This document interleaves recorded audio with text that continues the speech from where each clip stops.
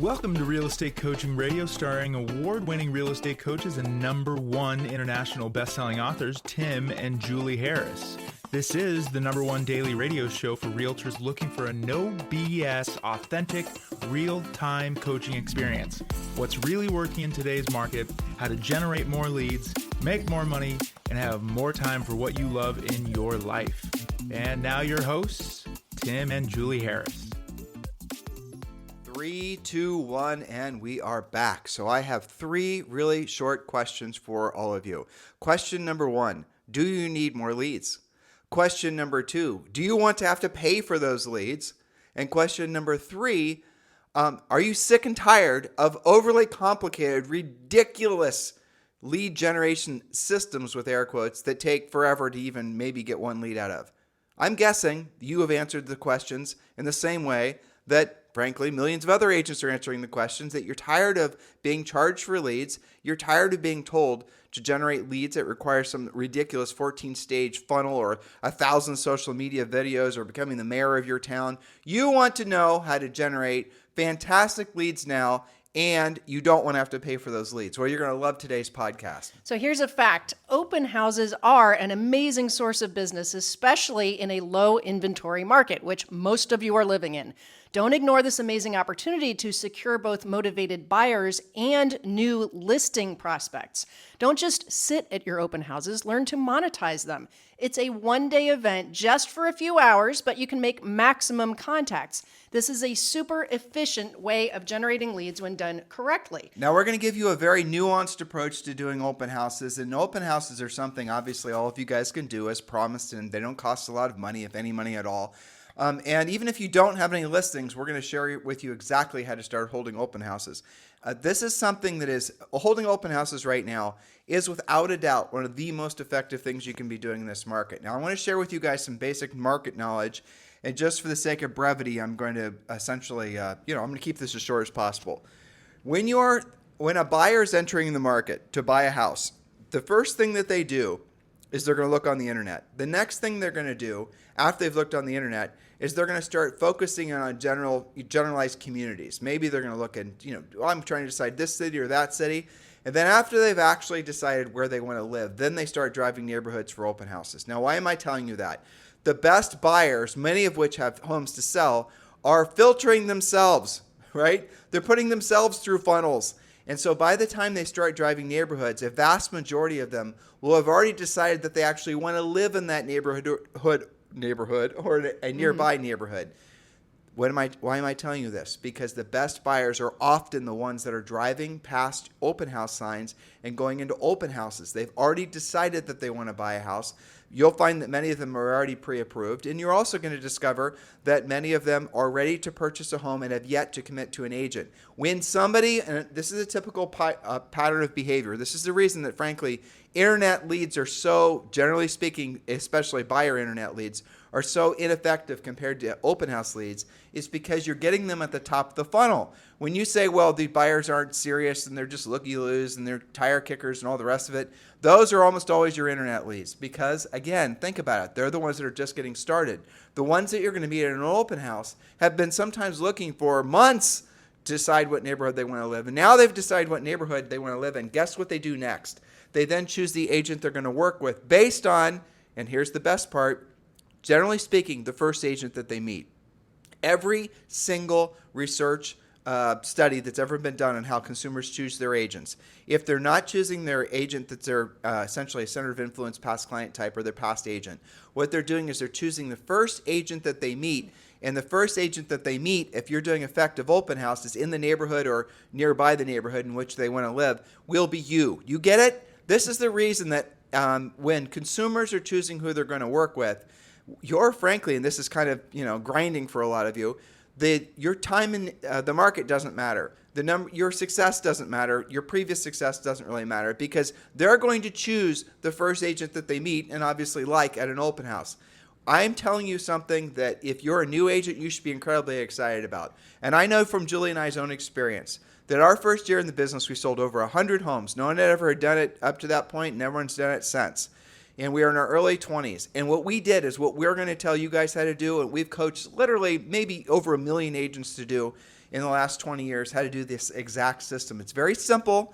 We're going to give these points very quickly, but I don't want you to start telling yourself that you can't do this because you don't have listings. You can. I don't want you to tell yourself you can't do this because you haven't been in the business forever. You can. I don't want you to tell yourself you can't do this or shouldn't do this because you've been in the business forever. You should, because you are going to lose market share to the more aggressive, more focused agents who are the first agents that those best buyers who oftentimes have homes to sell are meeting when they go through open houses. Anyone who's been in this business for any amount of time knows everything I just said is true. Consumers do not, generally speaking, go through a big, lengthy process choosing that the agent that they're going to work with. They choose the first agent that they meet, be that agent, and chances are you're going to start doing more deals. In this market, more than maybe ever before, this is all about direct personal contacts. And a direct personal contact are the exact contacts you're going to have in an open house. If you've only been in real estate in the last 15 years, no one's really been telling you that. Everyone's been telling you branding, marketing, buying your business, all these other things. Well, the market has changed. You need to change with the market. It's about direct personal contact. That's who's going to win now. That's right. So we're going to give you a series of points so that you can get away from just sitting in an open house and seeing how it goes and get towards monetizing your open house, creating lots of leads to follow up on, lots of opportunities. So before we get to our first point, Tim skimmed over here for a second about if it's not your listing, maybe you don't have any listings. That's okay. Your job is to borrow an open house from an agent or your broker. It's also okay to hold any open house from any broker in your state. It doesn't have to be in your brokerage. Lead with the right house, not the agent or broker. And that includes some of my elite coaching clients, Tim, are going to builders for their spec inventory. You can do that as opens as well. Well, that's actually a fantastic idea because there's so many added benefits to helping out that new build rep have a Saturday off, for example, or a Sunday off. And yeah, that's a great idea. Again, be very clear about what Julie just said. You can hold any house open. You obviously have to get the permission of the listing broker. All right, so here are your 10 rules, I think, Julie. It's 10 or 12. Let's scan down and see how many we got. And Yeah, these are going to go kind of fast. We're going to go through these quick, but just write these down. And these notes are obviously available when you scroll down. And by the way, yes, you can join Premier Coaching right now for free. And yes, that does include a daily semi-private coaching call. This podcast, which is the nation's #1 listened to daily podcast, downloaded literally millions of times per year, guys.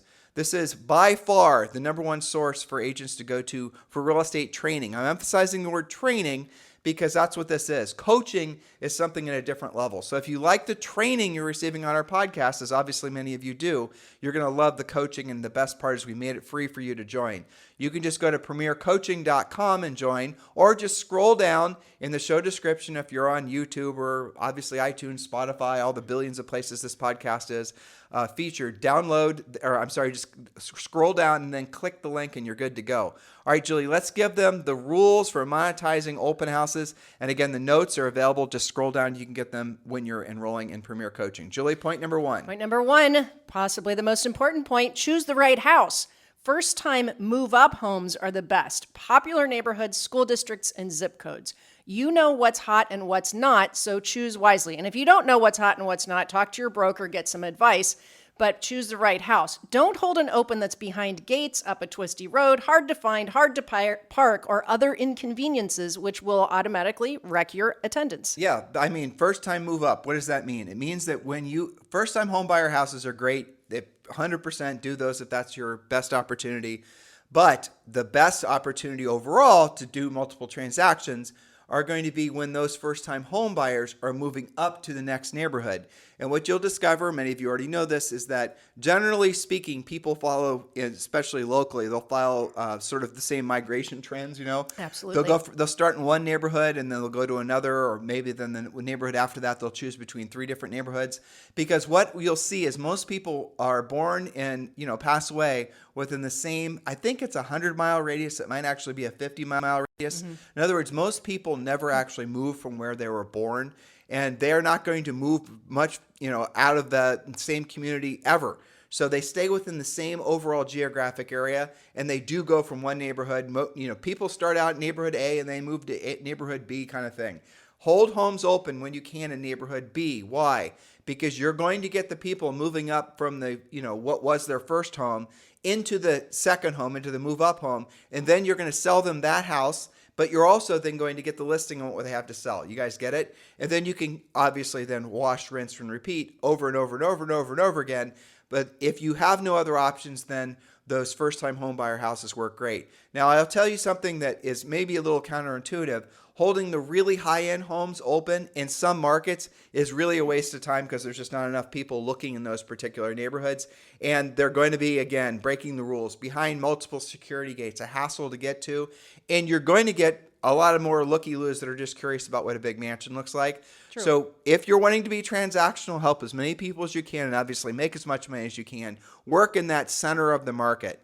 Work in that, the market where you're going to get obviously a lot more, velocity. Yes, absolutely. And I would add that the higher up you go, also, the more likely those people are to already have an agent relationship. So that's your strategy to choose the right house. Stay in that middle of the market. Point number 2, use at least 10 directional signs and ask permission to put those signs on the neighbors' lawns. Here's your script. Who do you know I should call for my open house this weekend? You can order inexpensive bandit signs and save money. More signs equal more traffic. And I'll tell you, when you use that script at the door asking permission to plant your sign in the corner of their yard, they're always really impressed because most people don't bother to ask. Most other agents having held opens in the same community have always just basically planted their signs without permission.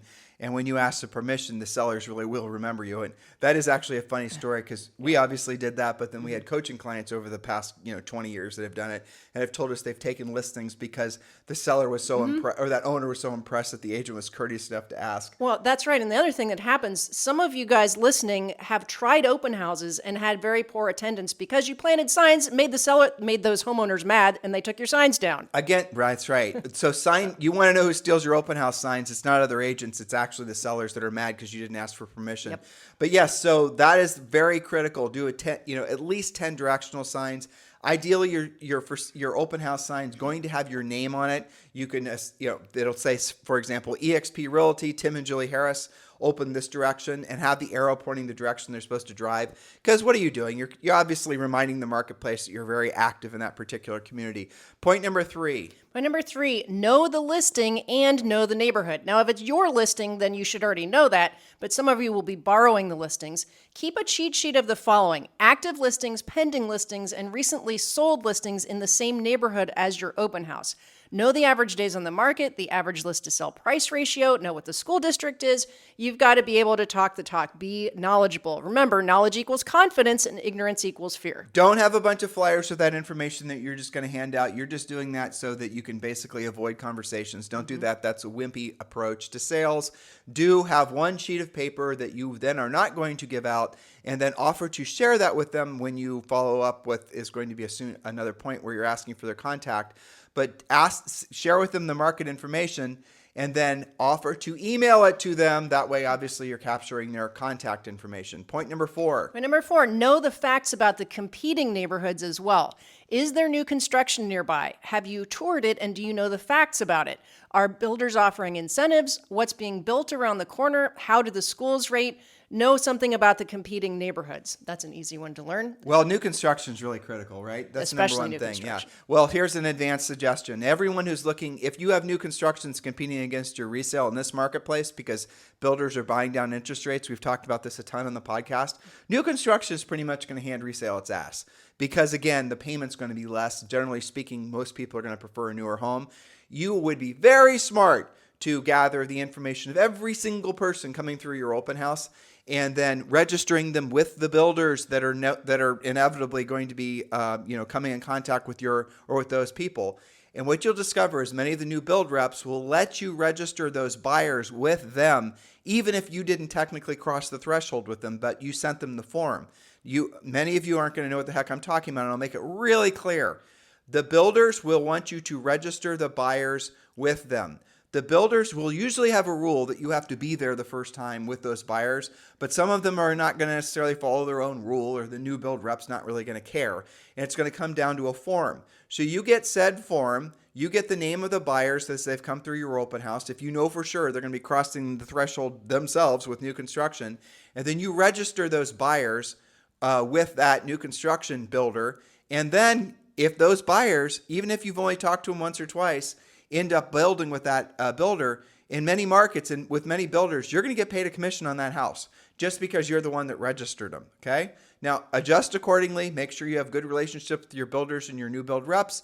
But that's usually the way a lot of people are selling new construction without having to spend all the time showing a billion different properties.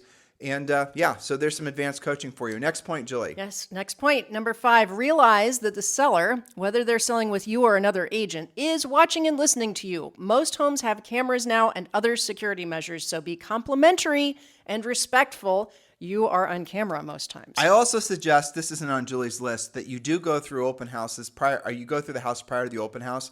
And with the seller, ideally, or the listing agent at the very least, go to their medicine cabinets and make sure there's no pharmaceutical grade, drugs in there. And then if there are, you ask the seller to stash those someplace. And I don't want to freak you guys out, but there's kind of in many major cities, a real problem where people are going to open houses and stealing other people's drugs. Yeah. So anything like that, any jewelry that's being left out, don't let the seller do something dumb and leave stuff out. Well, people are habitual, right? So if you come in and you take your watch off and put it next to your keys in the bowl by the front door, you want to check for stuff like that. Even sometimes people don't mean to. It's their little kids that are messing about. Let me actually share with something I haven't told you this, Julie, but Yeah. So right now we have coaching clients and podcast listeners in England, and EXP people in England. All right. So here's what's happening in London in particular.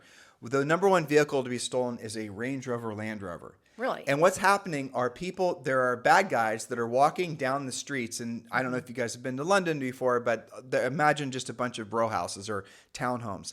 And they're taking handheld computers, sometimes they're iPhones, and they're able to actually scan the RF code off the key. So what's happening is people walk in their front doors.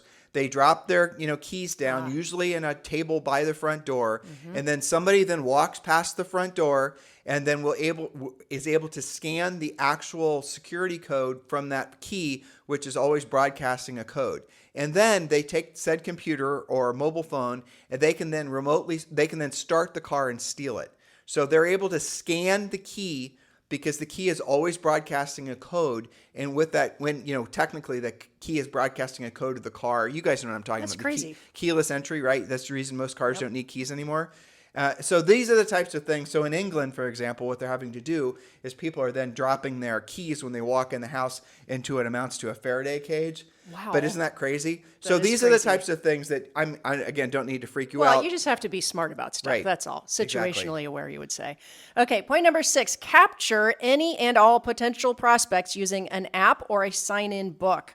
Follow up the same day or evening using our open house lead follow-up scripts. Which home in the area do you plan on selling? That's always our favorite script. Some of you guys have done a great job on points 1 through 5, but then you have people sign in and you sit on those leads. You wait like a week or 2 weeks, and then all of a sudden it strikes you. Maybe I ought to call those open house leads back. They're not as likely to even know what you're talking about when you sit on those leads for too long. It has to be follow up the same day or evening. They're so much more likely to convert to being your clients. So there's a lot of drill down we're not giving you guys because this isn't the coaching program. This is training, but I will give you a little bit more color on what Julie just said.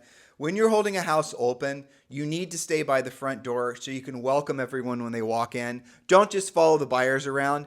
If you have the ability, have somebody that's with you that actually will be positioned someplace in a different, depending on the size of the house, will be standing someplace else so they too can answer questions. But you need to be by the front door. And by the front door, Julie says app. Personally, I think I would only use a sign-in book. And here's the fun part of a sign-in book. First of all, you can get a nice one from a million different places. Have one that looks like when people are registering for a wedding or whatever. And then always allow the pages to accumulate. That way, let's say you've done 10 open houses and you've had each open house, you've had 20 people register. Now you have 200 people that have registered in this, this registration book. When someone walks in, they see all these previous people have registered. They don't know if it was for this open house or an open house from last weekend. They're going to register. It's the same psychology as to why a tip jar works. When you guys walk into pick your, Starbucks or whatever, there's a tip jar there. But if there's nothing in the tip jar, chances are psychologically you're not going to put anything in the tip jar. But if it's stuffed full of money, you're going to feel psychologically obligated to do the same thing. And you will also feel obligated to do the same thing if the person in front of you in line at Starbucks put money in the tip jar. You're also going to want to do the same thing. It's this weird little social pressure thing. You can use that same thing with your sign-in book. And then with the sign-in book, above it, say the seller requests that all visitors, all guests register. That's it. And, you're going to stand there. You're going to welcome everyone. The sign-in book's going to be open. Obviously, a lot of other people are registering. There's a sign that says register. You're going to get a lot of more people putting their information. Are all of them going to put their real information? No, but it doesn't matter. At least you're, getting a lot of information. And then to Julie's point, you always follow up. There's an art and a science. As we said, little tiny micro steps that if you skip, you'll just end up open. You're going to hold an open house. You're going to have a lot of people show up. You'll have no meaningful conversations. You'll gather no leads, and you're going to fool yourself that open houses don't work. Of course they work. An open house is nothing, and especially on a nice, well-positioned house, is just like having a really great retail storefront on the most desirable retail street in your town. You guys get it? That's how you need to visualize it. You need to look great. The house needs to look great. The signage needs to look great. Everything when they walk in needs to be exceptional. Now remember, depending on the price point of the house you're holding open, a lot of the people walking in are also going to have homes to sell. So without you knowing it, you've actually started interviewing to be the listing agent on potentially dozens of future potential listings for you, because those folks are seeing the effort you're putting forth just to hold that open house. That's right. So point number 7, door knock or canvass the neighborhood the day before your open house. Speak with as many homeowners as possible and ask who you should be calling so they can, quote, choose their neighbors, invite them by calling ASAP. So that's an easy script. This is a unique opportunity for you to choose your neighbors. Who do you know? Maybe somebody that came to your Christmas party or something like that who just loves this neighborhood. Make sure you're calling them, inviting them, connecting with the neighborhood. An advanced idea on that one, again, this is all more drilled down in our coaching program, but you can also have, say, for example, you're doing your open house from 1 till 4. You can call it a neighbors only open house from, say, 10 till noon or whatever. And then when you're walking around and inviting the neighbors to the open house, invite them to the neighbors only open house that starts from 10 till noon. And then guess what you're doing? You're knowing that the people coming through from 10 till noon are actually the neighbors. Those are your listing leads. And who's going to walk through an open house who isn't at least thinking about selling their home? You understanding where we're leading with all this. Do you notice how nothing we've told you so far requires you spending any money? Maybe the directional signs, and those are like $8 each. Cheap. So you guys should all be very, very excited about this, and stop using the excuse that you don't have a house that you can hold open. Somebody in your marketplace does for sure. Yes, that's right. And something we should have mentioned at the top. Every single open house should be generating for you at least one immediate listing lead. Some of them, I have coaching clients where they get 3 or 4, depends on how well you do all of these points and what house you choose, right? And an endless supply of buyers, many of whom also come with listings for you. So if you're not getting those results, you really are not doing your open houses right. That's why we're doing this podcast. Look, everything we're telling you guys to do is going to require you being proactive. You can't just sit on your butt, playing Demon Slayer or whatever video games Zoe likes to play. I don't even know. Roblox. Right, on your computer, and just as people walk, and let me know if you have any questions. No. There's cookies on the counter. Nope, that isn't going to do it. You've actually got to get off your duff and treat it as if you are running a retail store on the nicest street, the nicest retail street in your community. And when somebody walks in, there's going to be somebody to greet them. There's going to be an experience that people have an expectation of having when they're walking into, as I've been giving you guys an example, a really nice high-end business. Replicate that for the sake of your open house. And you're going to discover that open houses, for some of you, will become your number one spoke for lead generation. Yes, you got it. Point number 8, have rate sheets in your open house. Rate sheets are generated by your favorite lender. The point of a rate sheet is to show 3 different ways to purchase that home. Different down payments, different scenarios, which is best for your prospect. Your favorite lender, again, can supply these fact sheets. You can either keep those and discuss it and, have a bunch in the kitchen drawer to give out if you get really slammed with your open house, as many of our coaching clients are. They're getting like 30, 40, 50 people at once. But you should be able to show 3 different ways to purchase the home. You guys are so used to having the 30-year fixed, 20% down standard issue loan, but now there's so many more advantageous loan products, the adjustable rate, the 10-year adjustable, lots of different things. So make sure that you have those options. By the way, your lender might be a good person to partner with you while doing Yes. open houses. So you're going to be at the front greeting everyone, and maybe they're the ones that are towards the back, and you can then, shuffle business back and forth or leads back and forth while you're there. But that's a great idea. And again, the different rate sheet scenarios, we've given you guys that information multiple times on this podcast. Really critical to understand that when you can have a slightly lower payment because your owner or the owner of the home is willing to help subsidize buy the rate down for the potential buyer, that in itself, if other things are equal, will result in that house selling over the other homes, and sometimes for more than asking price, which is counterintuitive, but that is how it works. That's right. Okay, point number 9, be sensitive to what you're discussing about the seller's situation.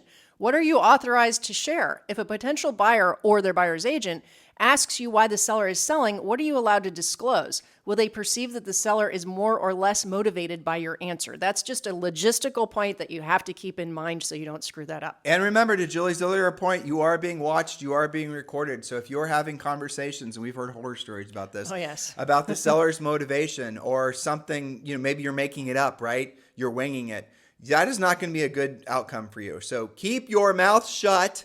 And remember, even if it's not your listing and not your seller, if technically you have no agency relationship with that seller, but you do have inside information on them, do not share that information. Yeah, when in doubt, keep it zipped. Yep. Okay, point number 10, systematize your open house spoke and turn it into your lead generation machine. Agents who are great at this consistently generate at least one new listing from every open house and an endless supply of buyers, again, some of which have homes to sell. Never pay for buyer leads again when you can instead generate better quality leads yourself for free. I think I explained that hopefully to everyone in a very clear and concise way. The least motivated buyers are the ones that you guys are paying literally billions of dollars for every year. The least motivated, least likely to transact buyers. That is the reason that so many, frankly, teams and brokerages right now who were built in the last 15 years predicated on the idea that they're going to provide leads to their agents or their buyers' agents. That's the reason those businesses right now are imploding. Because the buyer leads were okay back when, guess what, everyone could buy a house because interest rates were nothing. But now that interest rates have risen, now that there's less inventory for sale, and oddly enough, the cost of the buyer leads has increased, that business model is effectively dead. You need to wake up to the realization that it's just going to get worse. Inflation, is it going up or is it going down, dear listener? I'll answer the question for you. It is absolutely going up. It's going to create more pressure on the marketplace, which makes buying buyer leads even more of an exercise in futility, more than it ever has been before. Learn to generate your own leads. Learn to generate. You do not have to tolerate. Be a proactive lead generator, which means doing the real work of real estate. And that is what our coaching program is all about. And again, all you've got to do is scroll down and just click, join Premier Coaching now for free. It's in the show description, whether it's on YouTube, iTunes, Spotify, or I think we're on like 30 different podcast listening widgets. Every place all these notes are, and every place you can click and join Premier Coaching for free. All right, point number 11, take the time to really know your subject property. Know all the usual things like bedrooms, baths, and square feet, but also ages of appliances, roofing, other pertinent items. Pretend that you're the potential buyer. What are the schools, parks, places of worship? Is there a homeowners association? What does it cost? What are the fees? What is the property tax? If you don't know the answer, don't wing it or guess. Again, this goes on your cheat sheet about the property, whether it's your listing or you're borrowing that listing. But use their questions as an opportunity to open up for a continued conversation, which will then necessitate them giving you your contact information. When you call them that evening with the answers. And listen to what Julie's saying. The word is call, talk to voice, or ideally person to person. Oh, and I'll share this with you guys too. Do not be surprised at all if you have buyers coming through an open house who want to buy the house that they're walking through. Be prepared for the buyer who wants to buy. We have heard countless times over the years of agents who have, frankly, been stymied by the fact that they were not tuned into the fact that the person that they're talking with at the open house wants to actually buy the house. That is the point, after all. So make sure you're ready to say, well, I've got a contract ready. You can purchase this house right now if you'd like to, or let's write an offer. Let's knock the paperwork out, and I can leave this on the counter for the seller when they get home. That sort of thing. Do not be passive, dear listener. Be aggressive. You're doing the work. you might as well get paid for it. Yes, that's right. So there's 2 great buyer scripts that go with that you remind me about. And they're very simple. One is, why don't we go ahead and write it up so we can take it off the market for everyone else? Aha. You can put some, questions out there and that sort of thing, but write it up. And the other one that you and I don't know if you remember this or not, but I remember we learned this at some seminar we went to. The best buyer script in the world. So, do you want to buy it? And I remember thinking it cannot be that easy. And then I will never forget, you and I were showing a house in Upper Arlington one day. And I think we had dared each other who was going to say that script. It was like our first or second year in the business. Exactly. And I remember this was an expensive house. It was. And I remember distinctly the buyer's walking up the basement steps. And one of us said, so, do you want to buy it? And the guy turns around and he goes, I think I do. Yep. And you and I looked at each other like, you've got to be kidding me. How many of you are, when you have a buyer that's ready to buy, well, first of all, you might not even know because you're not even offering to write the offer, but you're then thinking that buyer is going to require some sort of 14-page dossier on all the nuanced things No, just write the offer. You're not a home inspector. You're not a decorator. You're not an appraiser. You're not an appraiser. You're not a loan officer. Read what your real estate license says. It says sales agent. Your job is to introduce said buyer to house and then write the offer. That is your job. If you are putting anything in the way of your job, it's probably why you're not selling any or more homes. Keep these things in mind. You're making it more complicated than it has to be. The buyer does not want you to do that. The buyer wants you to help them write an offer. That is their goal. And by the way, when you list a house, the seller wants you to do the same thing so that you can get their home sold. Exactly. Okay, our final point today is number 12. Get an open house partner who is licensed ideally. You mentioned having a lender there is also a good idea. But ideally, this is to help you manage the sign-in process, answer questions, provide added security. It's a great thing to have so many people attend your open house, but it's even better when you're able to connect with 100% of them after the fact. So again, remember to follow up on the same day. All of these points are important. Don't just pick and choose all of these points, 1 through 12.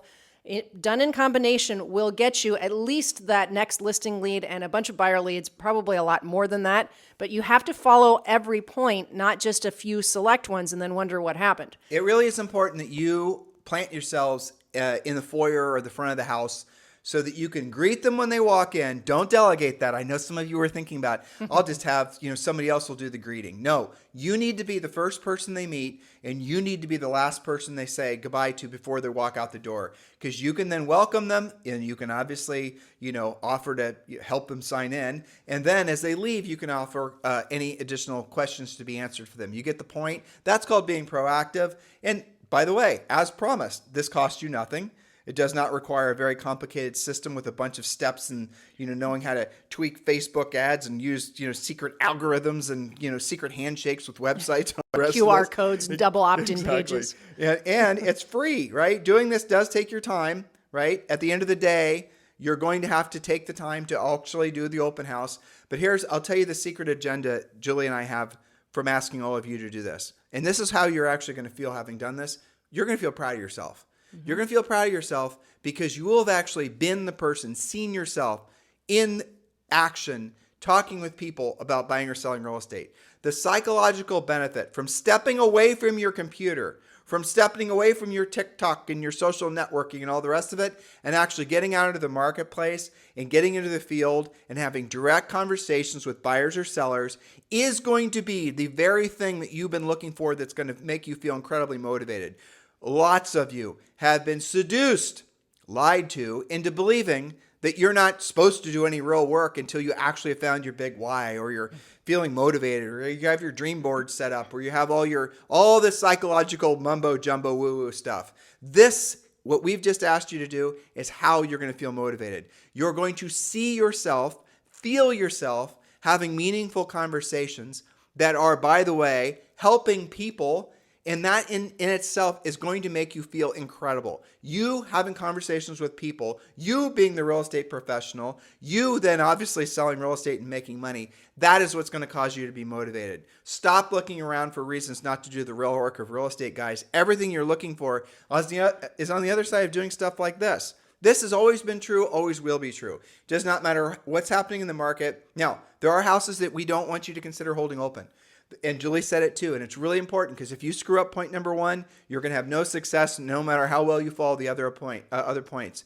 You want to hold something open that's not through a bunch of security gates. You want to probably try to avoid condos and things like that because it's too damn complicated. Many of you are going to be in situations like Manhattan where you're not going to have a choice. I get it.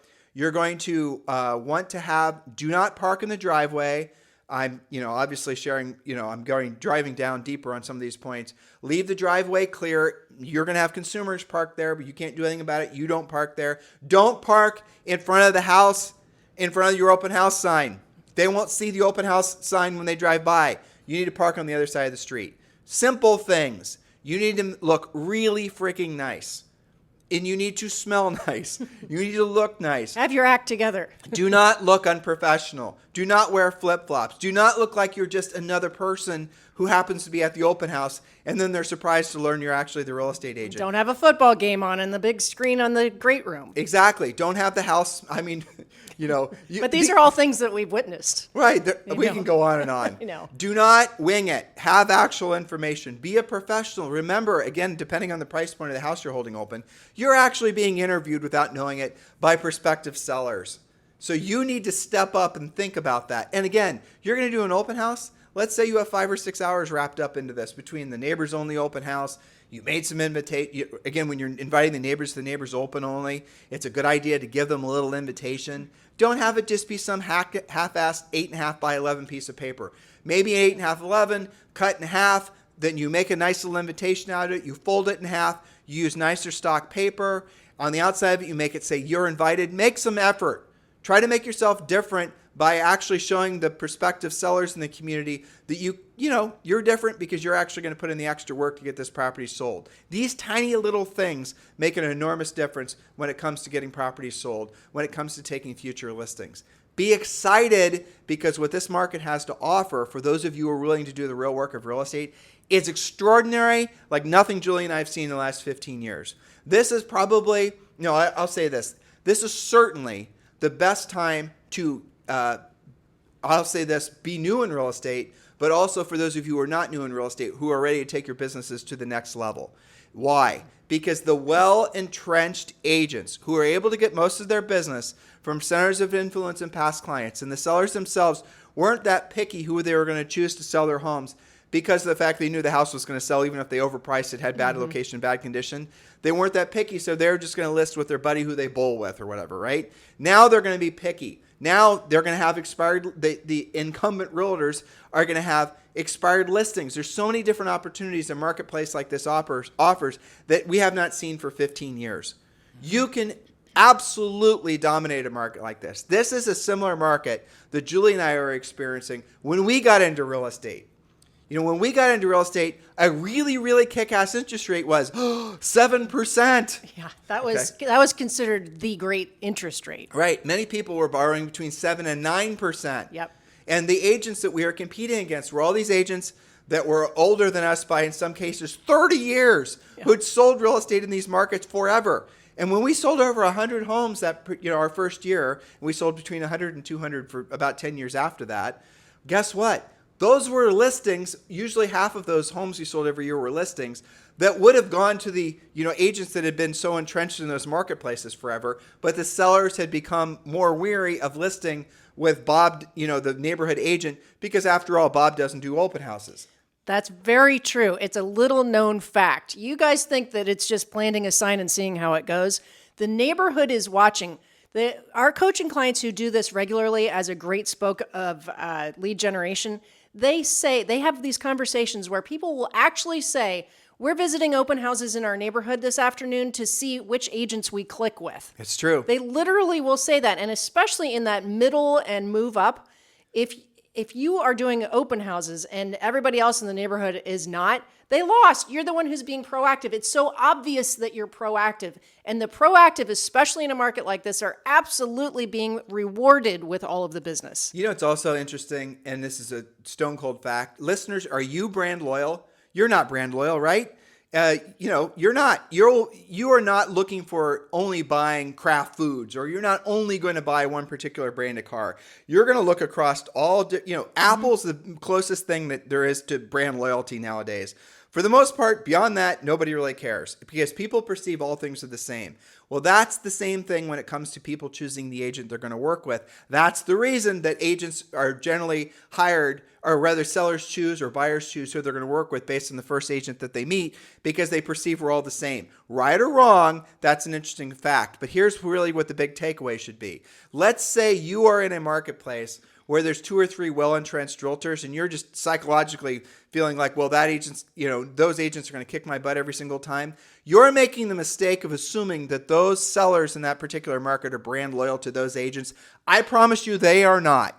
They are looking for better alternatives. What's a better alternative? It's not lower commission or somebody that's listed at a higher price. 9 times out of 10, it's somebody that has energy and enthusiasm. Somebody that's going to make the effort. Somebody that's not going to be complacent. That's the reason that markets like this create enormous opportunities for folks that really want to get their businesses to the next level. Maybe you've always dreamed about selling luxury real estate. Well, now's your time. Maybe you've always dreamed about working into a different neighborhood, a different price point, or maybe even becoming a listing agent. Now is your time because of this market. That's right. So your job, if you are not already setting up an open for this weekend, get it set up for next weekend. Follow all 12 points. Don't pick and choose what you're going to do. And then, it's not just about that one solo open house. Turn this into a repetitive event, a spoke that actually works for you. And I have to say, from a coaching standpoint, Tim, one of the benefits that I see for agents that take this seriously and who implement and do it repetitively is that their skills, their scripts, their conversations, their confidence increases exponentially because the open house is a great opportunity to have all of those conversations and to get used to talking about real estate, to stop being a secret agent, to have one event where you make multiple contacts, which creates lead generation for you. Use our open house lead follow-up scripts. That's what you get in Premier Coaching. And go after it. It makes such a huge difference. And I look back to, that big first year we had in real estate. I bet you probably 20 plus of those over 100 transactions, maybe even 30, were open house leads. Well, we would do the open houses. We had Enya playing on the the CD player or the MP3 in the background. Yep. That's a music. We would have these plugins that smelled like vanilla when they walked in the door, right? All these types of things. Julie and I were, psychological warfare, basically. We wanted people to walk in and feel comfortable. Yeah. But the other thing we would do is any for sale by owner that was anywhere near that community, we went, and we'd invite them, obviously, to the open house. Again, These are ways for you these are great conversation starters. And people will hire you because they perceive that all agents are the same, just because they see that you're making an effort, just because you have energy and enthusiasm. Yep. That in itself will be rewarded in this, or really any marketplace, but this one more than ever. Be incredibly motivated now. Be incredibly excited now. This is the opportunity you've been hoping for. Now it's up for you to seize this opportunity. Do not be complacent. Please do not, look, guys, all the passive stuff barely worked in the past market. If you're probably, many of you are still trying to make the old stuff work, the digital stuff work in this market. The reason it's not working is because it barely worked in the past. The things that were the FOMO, the fear of missing out in the marketplace, was fooling you into thinking all that other stuff was working more than it actually was. Now you're realizing, now that the FOMO, the fear of missing out, is out of the market, mostly, you're now realizing that, well, guess what? What Tim and Julie have been saying over the last 5,000 plus podcasts, over the past 20 years, you know what? Turns out it's true. Who knew? Who knew? And now it's actually time for me to learn how to be a proactive lead generator. Guys, at the end of the day, do not build your mansion on land you do not own. Do not build your castle, your house on land you do not own. In other words, you need to build your business and your future based on efforts that you can directly control, because then you can control the results. You cannot do that if you're buying your business. You will always be beholden if you're buying your leads. Do not fall into that trap, because that trap will keep you trapped forever and will make it so, frankly, you're never going to have a business. You're just always going to end up basically wondering where your next lead is going to come from. Be a proactive lead generator. You guys have a fantastic day. We'll talk with you on the show tomorrow. This podcast is a part of the C-Suite Radio Network. For more top business podcasts, visit c-suiteradio.com.